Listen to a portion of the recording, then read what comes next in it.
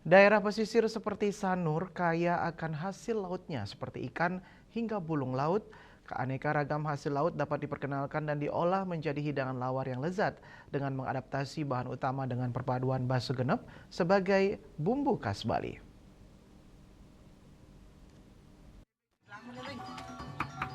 Hidangan lawar biasanya identik dengan olahan daging babi maupun ayam cincang dicampur sayuran berupa kacang panjang dan nangka muda.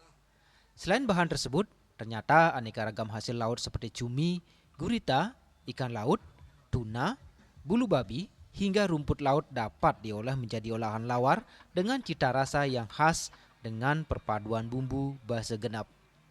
Salah satu peserta lomba lawar dalam rangkaian Sanur Festival, Indra mengatakan olahan hasil laut berupa bulung diolah menjadi lawar sebagai upaya memperkenalkan makanan khas pesisir.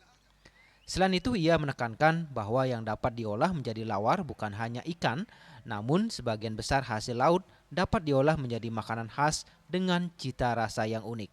Kita mengambil konsep kenapa kita mengambil luar gulung, yaitu ciri khas, salah satunya ciri khas dari pesisir. Dan selain ciri khas dari pesisir itu juga petua-petua kita khususnya di Sinu, di Sanur juga memakai lawar gulung. Nah, karena petua-petua kita sejarahnya dulu ya ada yang bisa beli babi, ada yang bisa yang enggak, itu dari olahan hasil alam atau olahan ulam segaro yang bisa diolah sama petua-petua kita yang di Sanur kayak itu. Nah, itulah jadi inspirasi buat kita. Itulah jadi buat inspirasi kita sebagai generasi untuk menunjukkan bahwa di pesisir itu bukan lawar ikan aja ada ya, cuma ada juga lawar bulung namanya. Olahan hasil laut menjadi lawar tidak hanya lezat, tetapi juga kaya akan nilai gizi seperti protein dan serat, serta menonjolkan kekayaan kuliner daerah pesisir.